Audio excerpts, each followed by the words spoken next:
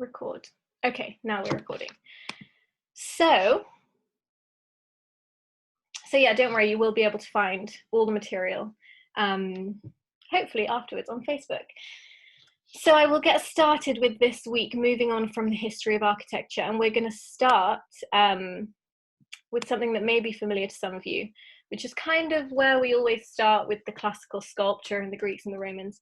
We started here when we did the first History of Architecture week as well.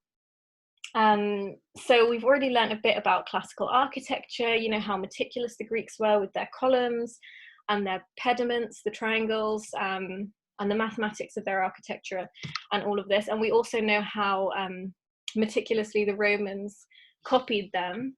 So it will be no surprise that they were kind of equally as regimented and skilled with their sculpture, and the Romans copied a lot of this sculpture as well. But I will tell you some things that you might not expect about Greek sculpture, which is that we have this idea, just like we had with buildings, that Greek sculpture is white and it's marble, which isn't entirely true. There's lots of bronze Greek sculpture, which you may know, some of it survives, and there's also, there was lots of wooden Greek sculpture as well, but obviously it's just not a durable enough material to survive. And that's the same with a lot of bronze sculpture. It gets melted down and used for other things, so it doesn't actually survive that well. So our idea, or our immediate association of Greek sculpture with marble, isn't always correct. And especially because actually we see these kind of pure white, you know, these images you can see on the screen now. We see these pure white sculptures, and we forget that actually at the time they would have been draped in jewelry. They would have maybe had cloths over them, unless the cloth was sculpted, like you can see there on the left. And actually, if you go, well, next time you go to a museum, if you look closely at the Greek sculptures, they often have this kind of hole in the eye, and that's where they would have actually put a little gemstone. So they would have been much more decorative than you imagine. And actually, something that really shocked me about Greek sculpture is that they actually discovered, if I move on to the next slide, so slide number 2, or is it number 3? No, number 2 for those who are following, is that in 1961 they actually discovered, just like Greek buildings, that originally they would have been totally painted and covered in colour. Lots of people absolutely hate this and think it looks horrible. But these are kind of some original recreations of what they would have looked like. And the reason why archaeologists found this out is because in 1961 they excavated this ancient Greek city. It's called, let me read it, Aphrodisias, I think it's called. I had never heard of it, but anyway, it's an ancient city that had been buried by an earthquake in the 7th century, and when they excavated it, all the sculptures were much better preserved, and they basically saw that some of them had this kind of colour residue on them, which you can see on the next slide, number 3. So this is from the 3rd century BC, and they realised that actually these sculptures would have been completely colourful. And that led to all this scholarship on colour and, you know, and our obsession with the colour white when we think about classical sculpture. And I'm just going to point you to this really good article. I'll give you the link afterwards. And it's called The Myth of Whiteness in Classical Sculpture. It's a really, really interesting article, which basically explains how in the 19th century, when we had this kind of classical and Gothic revival, which we talked about in the history of architecture, you know, how people started doing neo-Gothic buildings and neoclassical buildings. People became especially obsessed with this idea that classical sculpture was definitely white. And actually, you may be familiar, some of you, with the sculptures of Rodin. He's got a whole museum dedicated to him in Paris, and he's a very famous 19th, early 20th century sculptor. And he was really inspired by Greek sculptures. You can kind of see in the sort of marble whiteness of them. And this is actually a quote from him. He said, "I feel it in my heart that it was white. I feel it in my heart that it was white." Because he just didn't want to accept this new scholarship that was emerging, that was saying that Greek sculpture was multicolored. And now lots of art historians are saying that one of the reasons why we were so obsessed with Greek sculpture being white is because, well, in the 19th century in particular, because you've got lots of writing in the 19th century about this and about how Greek sculpture was white. And actually they were so obsessed with this idea of whiteness that the Elgin marbles from the Parthenon, which we talked about in the first week, were actually polished when they arrived so that they would be even whiter, which now is seen as like a horrific, act that means we'll never know what their original colors were. But yeah, people were really obsessed with whiteness and Greek sculpture.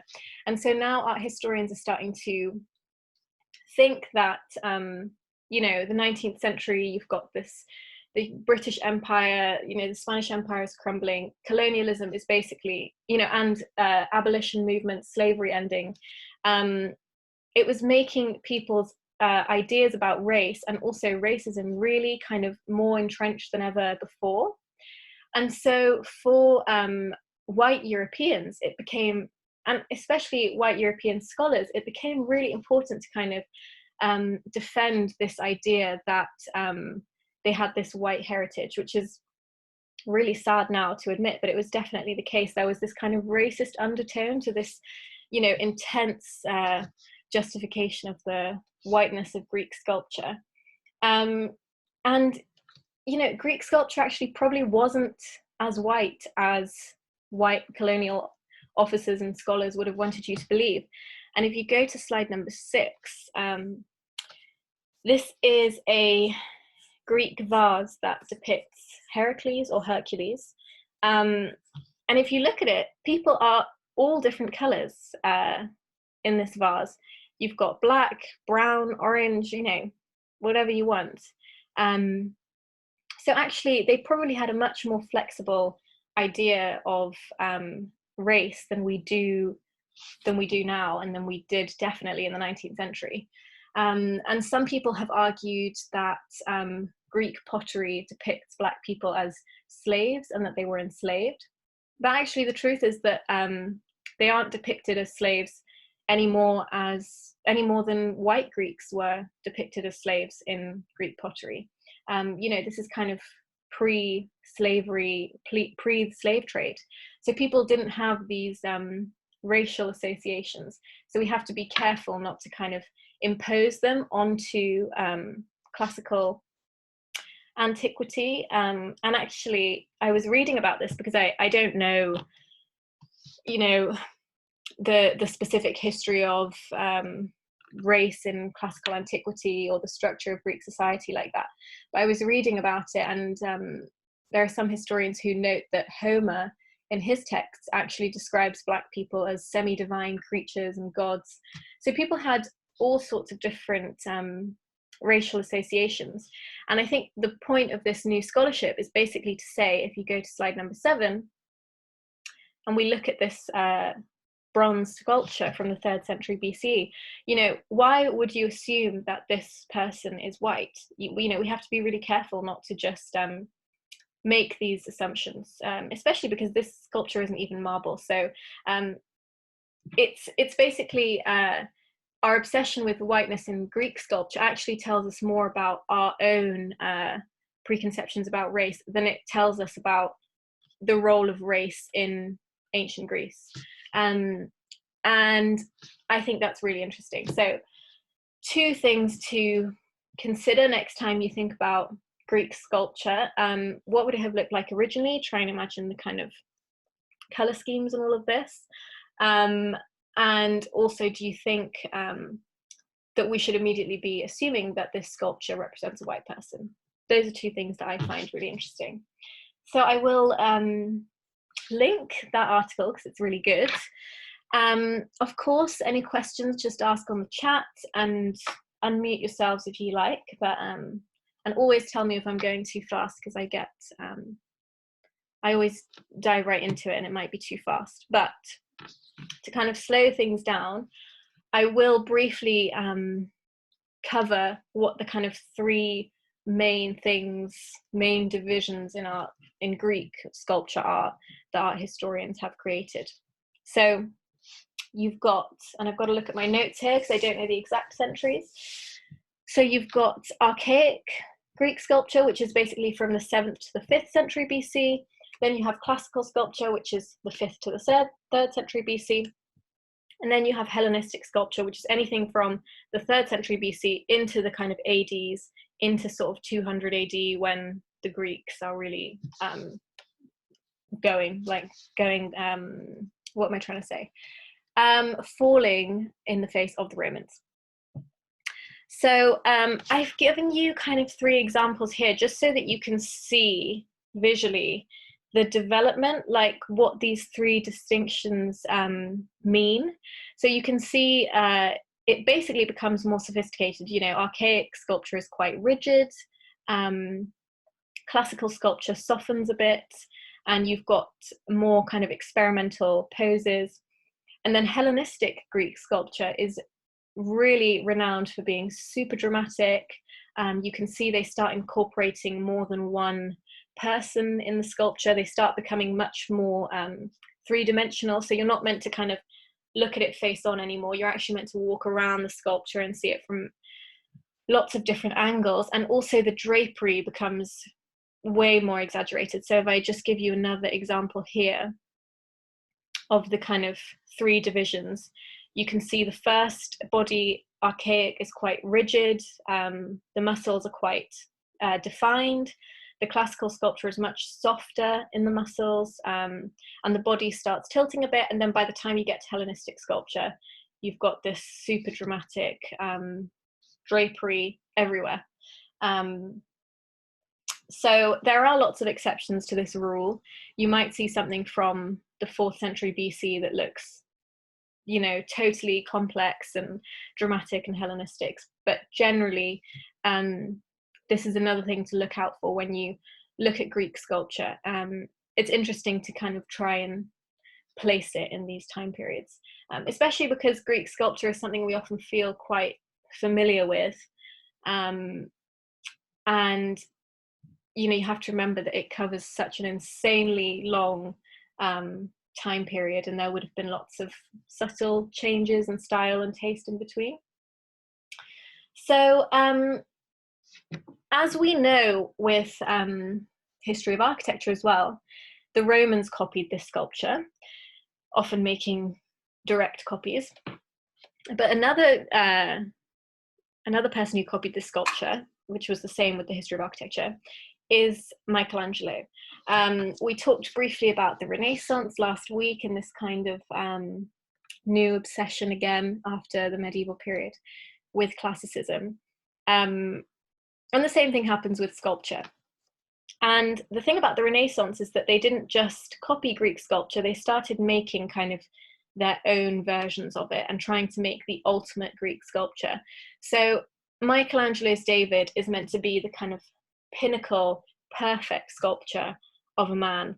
And I just wanted to give you a close-up of the face as well, because you can see that he copies the Greek style so closely that he even puts the little indents in the eyes where the gems would have been, even though they didn't know at that point that they would have been filled in. So yeah, this is kind of a sculpture that maybe some people are familiar with. It's a big one in the history of art, and it's meant to be kind of anatomically perfect. So sorry, yeah? Hang on, I'm just going to check. Someone's knocking on my door. Hello?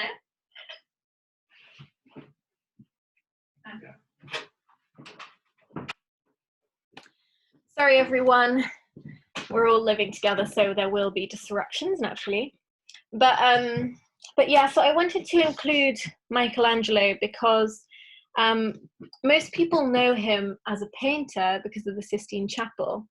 But the interesting thing about Michelangelo is that he would hate to be remembered as a painter today.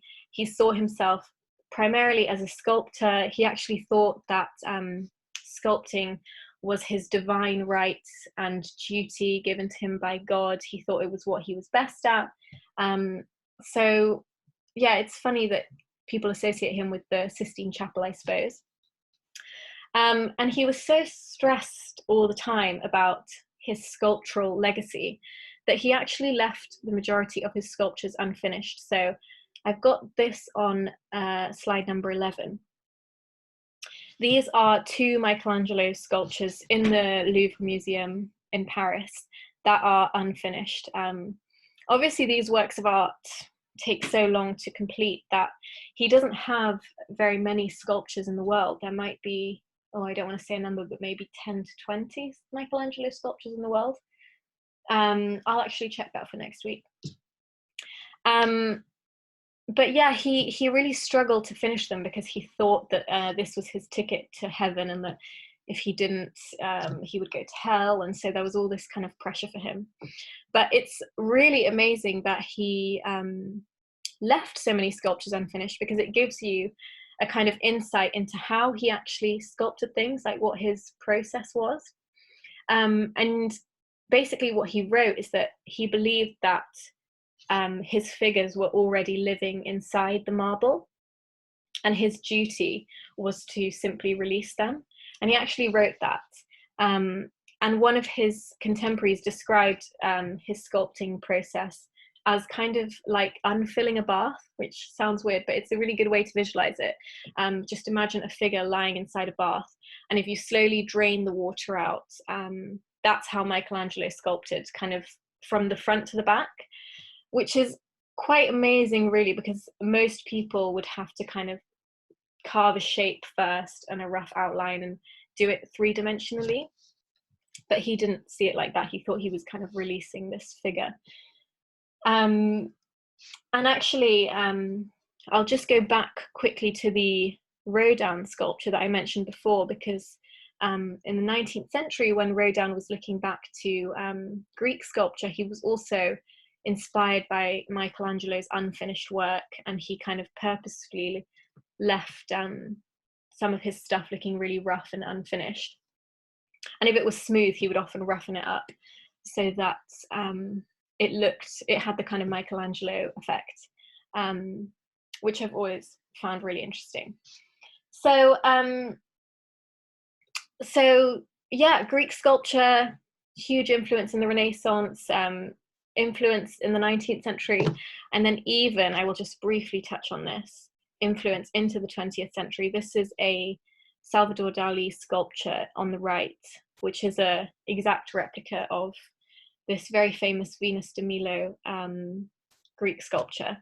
So yeah, these sculptures pop up everywhere. If we do a week on surrealism, which I probably will do because I love surrealism, then we will get to talk about what this Dali sculpture actually is about, because it's super interesting. However, I decided that I won't spend too much on these traditional Greek sculptures that might be more familiar to you, because I actually learned something new this week, which is about Greco-Buddhist sculpture, which sounds much more complicated than it is. But yeah, what I want to kind of focus more on is classical sculptures that you won't be so familiar with. So this is kind of now moving into part 2 of 3 of this talk today. I'm trying to break them up a bit so that it's not such a, stream of information. But yeah, this is a really fascinating topic. So in order to talk about what Greco-Buddhist sculpture even means, I had to give myself a short, very, very basic, sorry if there are any historians out there, but very basic history lesson about the Greek Empire, because without it you can't really understand. So I'll give you this map here, which is a very confusing map of how big the Greek Empire got under the rule of Alexander the Great. He ruled from, let me get my dates right, 326 to 323 BC. So we're in 300 BC. And I've actually labeled on number 16 all of the different areas that Alexander the Great conquered. So he had, so the Greek Empire at this point in 300 BC covered everything from Greece to India, which is really so huge. And I always forget that basically. And actually, for historians out there, it's interesting because this is kind of seen as one of the peaks of the Greek Empire. But after the rule of Alexander the Great, the empire was so big that it actually contributed to the eventual decline of the Greeks in the face of the Romans, like I said, because you had factions popping up everywhere. And one of the factions that popped up in about 100 BC, so 200 years after this, was obviously the Romans. So you kind of get an idea of how this happened. But the thing is that by the time the Romans popped up, the Greeks had already spread their art all the way to India. And the region between Afghanistan and Pakistan at the time was called Gandhara. Sorry if I'm saying that with a terrible accent, potentially. But it had become, by that point, one of, a real hub of Greek art. And the Greek influence would last for a really long time, even after the Greek Empire declined. So what basically I had to ask myself, what did Alexander the Great find when he actually arrived to Gandhara, or what is otherwise today Pakistan and Afghanistan? He basically would have found Buddhist and Hindu temples. Buddhism and Hinduism, are two of the oldest religions in the world. They had been, some of their scriptures had been around by this point for 1,000 years. So really, really old religions. And different dynasties were popping up, Hindu dynasties and Buddhist dynasties. And there was, I suppose, some competition in the region. And when the Greeks arrived, obviously they had pagan religion. But what happened is that you had this fusion of religions and of art, which is typically the case. And even once the Greeks left and Buddhism and Hinduism once again became the predominant religions, you've still got the classical influence in Buddhist art and Hindu art as well. And that is what I just think it's so amazing. So the Maurya Empire is the one that follows the Greeks. So once Alexander the Great leaves, this faction erupts and becomes actually one of the largest dynasties that the South Asian region had ever seen. So just to give you another map for visuals, this is how huge the Maurya Empire became. So covering almost all of what is India and Pakistan today. And that's important because it gives you a sense of how far the Greek artistic influence traveled, because the Maurya Empire were, they liked their Greek heritage, they liked the art that had come before them, and they took it with them. So it basically means that, oh yeah, I'm getting a notification from Zoom. Sometimes after 40 minutes, it seems to stop and reconnect. I think people are having that, but then you can rejoin. Yeah, so I hope that's not an issue. So yeah, even after the Greeks left, the artistic influence that they had left remained.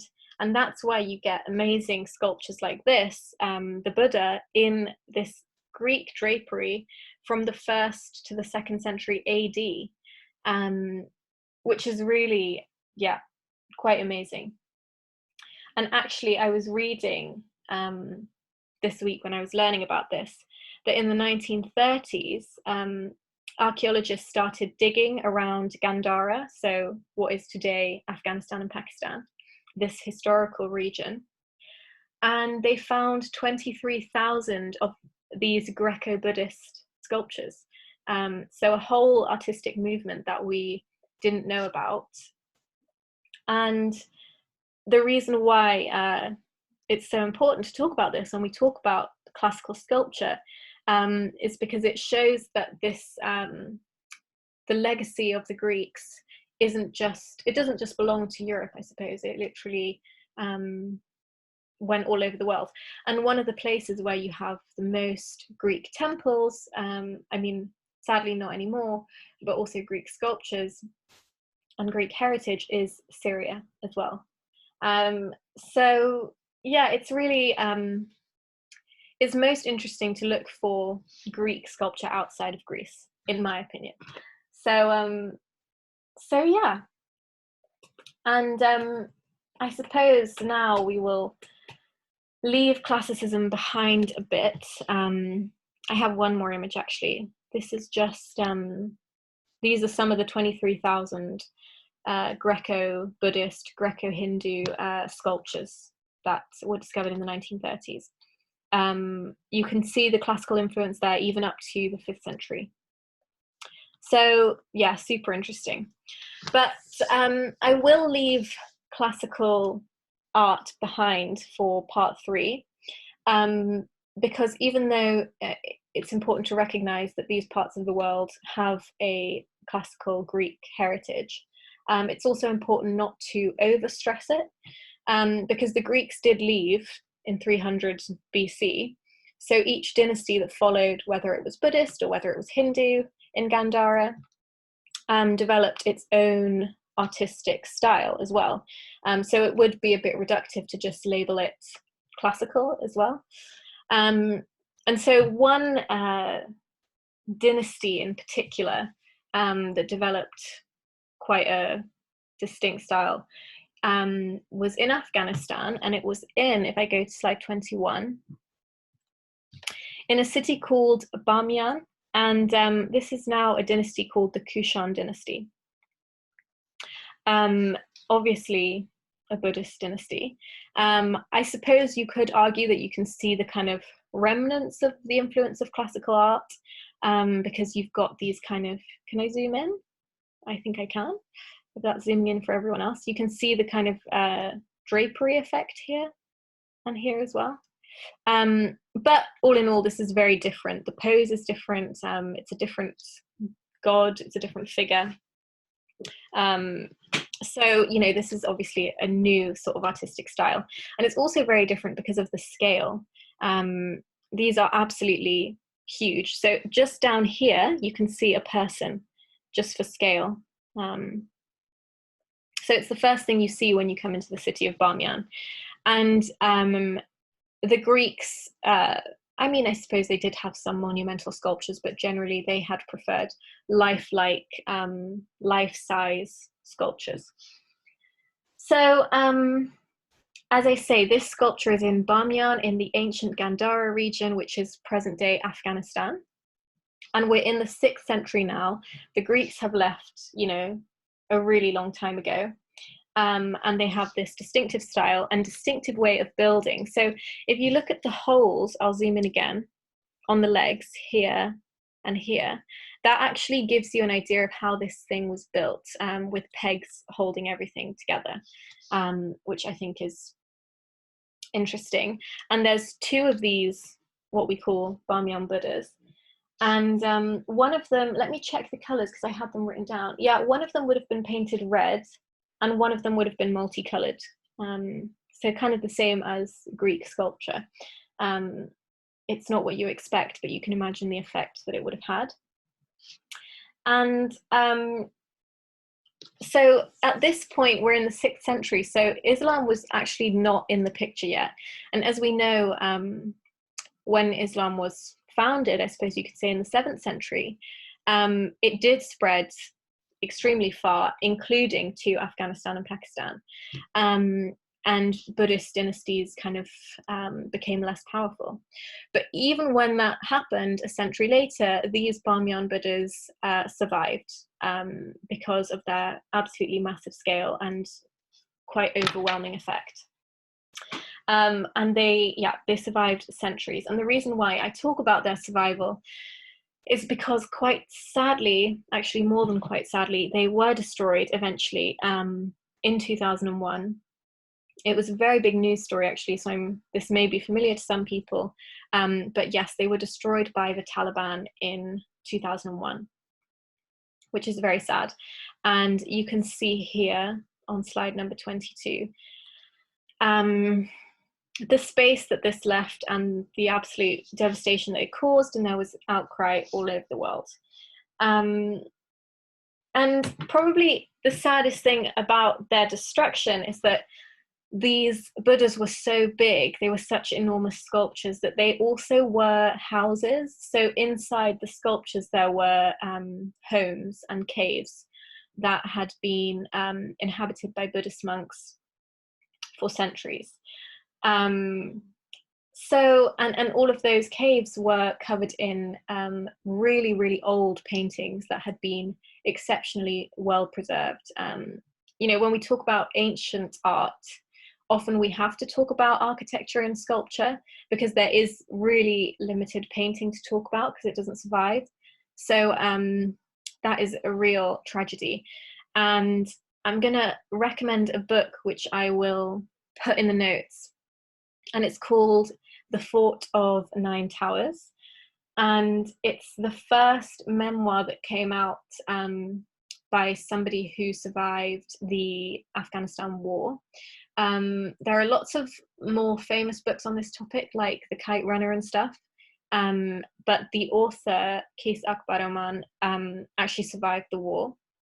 And the reason why I talk about this book now is because he lived in the Bamyan sculptures while he was fleeing the Taliban. Him and his family took shelter in one of the caves, which lots of refugees did if they couldn't leave Afghanistan. So these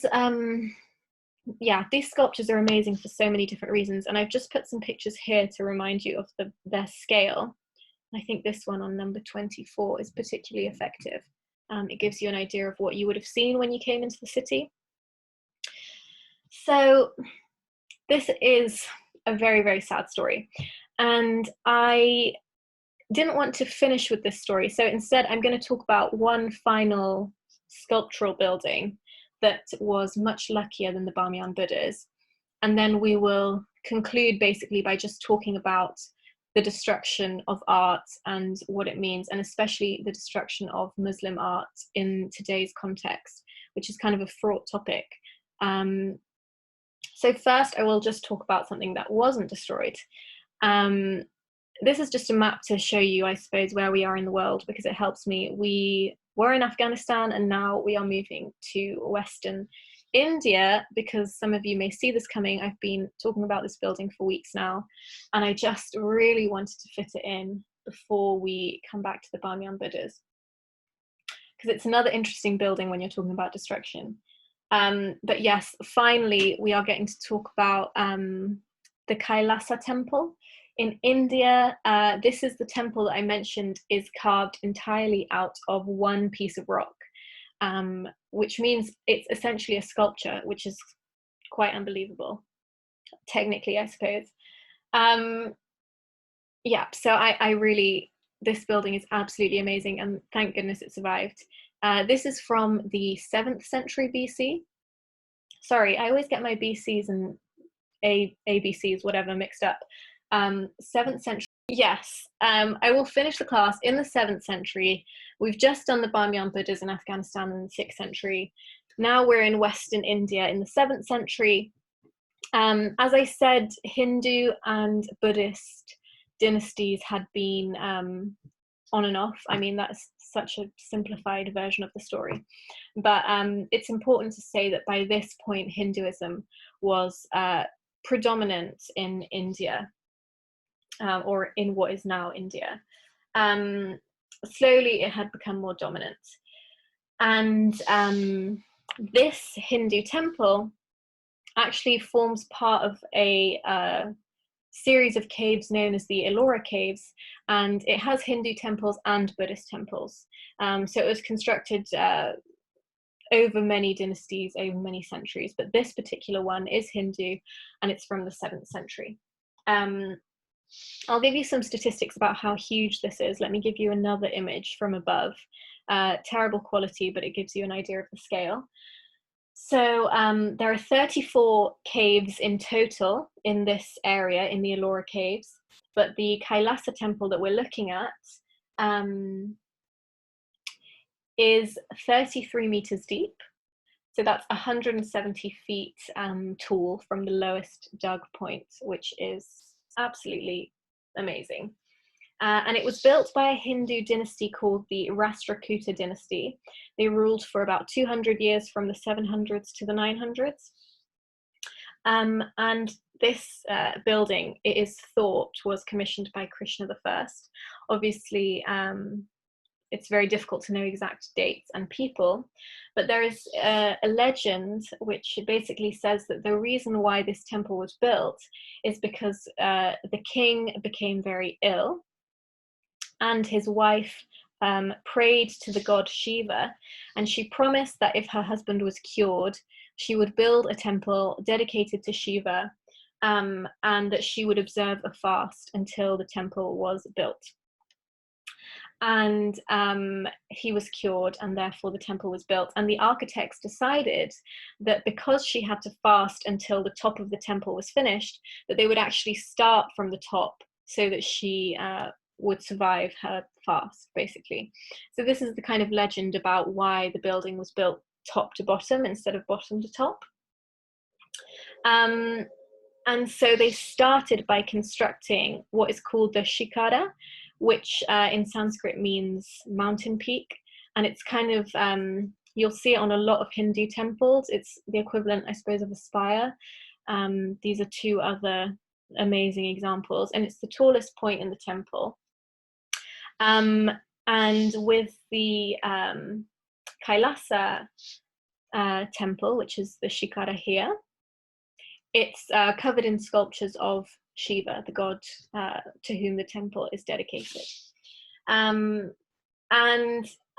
the whole thing is amazing. One thing on my notes that I will say is that when I was reading, I read that with modern technology in modern times, this area of land would have taken a whole year just to excavate, not even to add the sculptural decoration. So yeah, given that this was done with no modern technology over the course of a few decades and dynasties, and then sculpted, it's just quite unbelievable to think how long it would have taken. And actually the whole temple, you can see here, actually this is better, the whole temple is covered in sculpture and stories from Hindu texts, particularly about the god Shiva. I'll just go back to this image to say that the legend about the king and the queen is nice, but it's probably untrue, because there are so many rock-cut Hindu temples like this in India. It has the most in the world. It has 1,200 roughly across the whole of India. And they had many reasons for doing this. Firstly, it was better protected. So you can kind of see from this landscape picture that it's less visible. And especially in the early centuries where you had lots of changing Hindu and Buddhist dynasties, it probably would have been better protected. But secondly, there were actually economic reasons for doing this, because all of the rock that they excavated to make the temple was then used for other buildings. So yeah, it was quite clever, I suppose. And probably by the 12th century, you stop seeing rock-cut Hindu temples. And historians think that that's because by this point, Hinduism is so dominant in the South Asian region that there was less need for this sort of protection, but that's just one theory. So the reason why I put this kind of sculpted building in the week about sculpture and its destruction and stuff is because, let me scroll down, in 1526, it says on my notes, somebody, one of the Mughal kings, tried to destroy it. And you can see here what happened. The Mughals were a Muslim dynasty that arrived in India in the 16th century. And they were generally very tolerant of Hindus, but this one king decided that he wanted to destroy this temple, and he sent lots of men with chisels, and they just gave up because it was too big and too much work, which which is quite amazing. So this temple has really survived a lot. And another thing I read is that it would have originally been painted white so that it looked like there was snow inside, like the Himalayan mountains. But I can't confirm that would have been true, but apparently that is the case.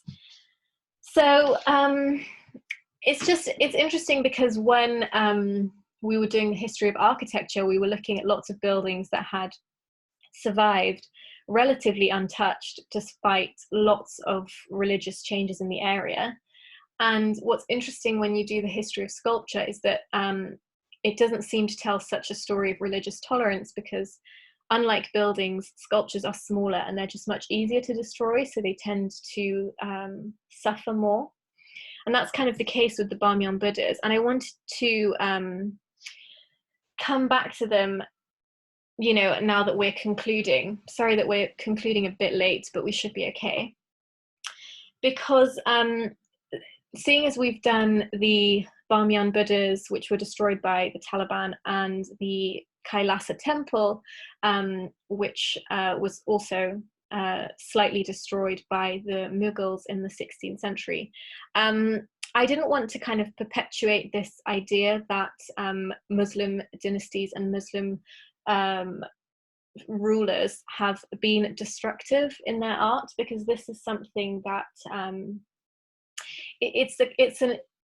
it's a really dangerous misconception that Islam is an iconoclastic religion, which basically just means a religion that destroys art, which really isn't the case. And it was an idea that was really perpetuated when the Bamyan Buddhas were destroyed in 2001. And sorry, did I say religion? An idea that was perpetuated. And it was also really perpetuated, for example, after the Charlie Hebdo shootings, because extremists, some Muslim extremists, said that it was because they had seen this figural imagery of the Prophet.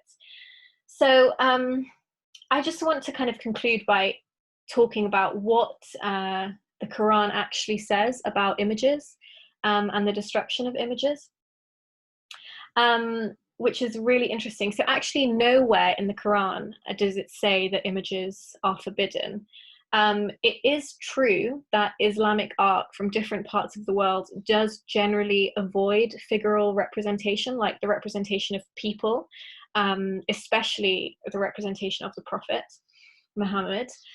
And that is because there are two hadiths that do slightly prohibit figural imagery.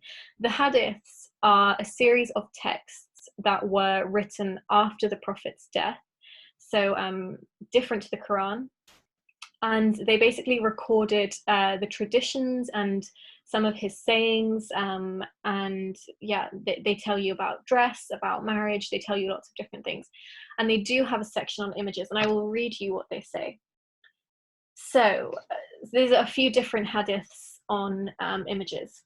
So those who make pictures will be punished on the day of resurrection. It will be said to them, bring to life what you have created.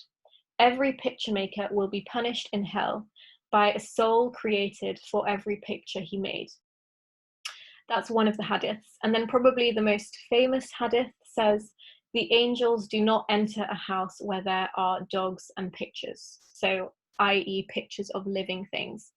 Some people follow the hadiths very carefully, other people stick to the Quran. It totally depends, as in every religion.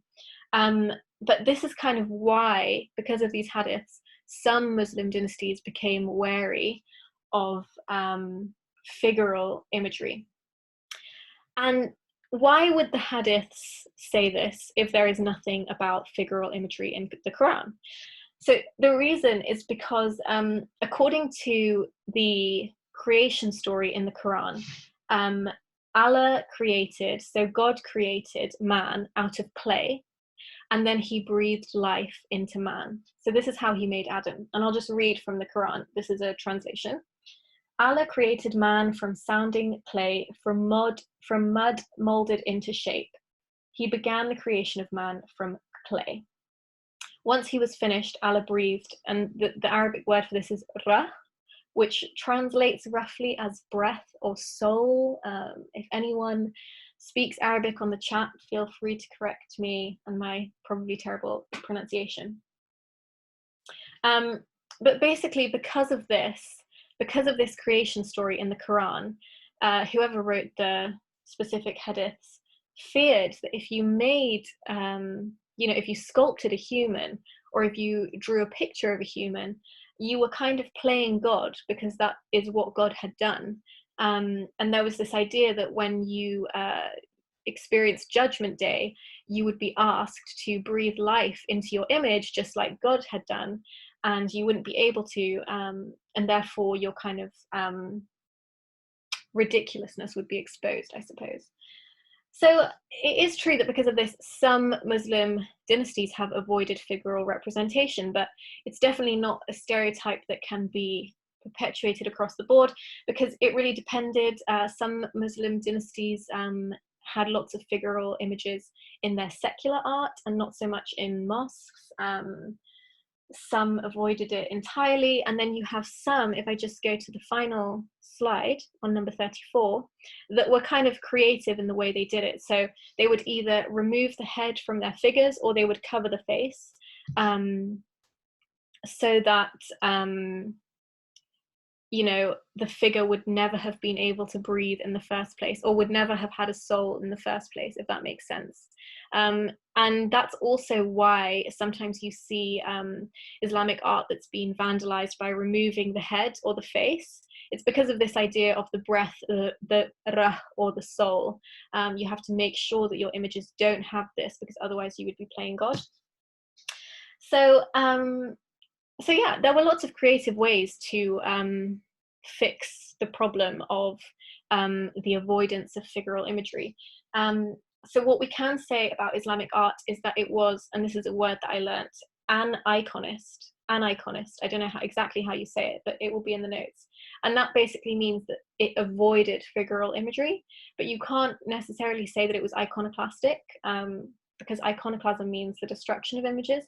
It was not a religion that destroyed images, just because we've seen two examples today. And this idea that we should associate Islam with this is precisely what terrorists now want us to believe. And actually the destruction of the Bamiyan Buddhas was used by the US to really garner support for the invasion of Iraq. So these things can become really political. So I just wanted to kind of quickly go over what the Quran says about the destruction of art, because we've looked at so many things that were destroyed today or vandalized today. And I will leave you with this really nice image of the Bamiyan Buddhas, because a few years back they made a hologram reconstruction in Afghanistan, which is really beautiful.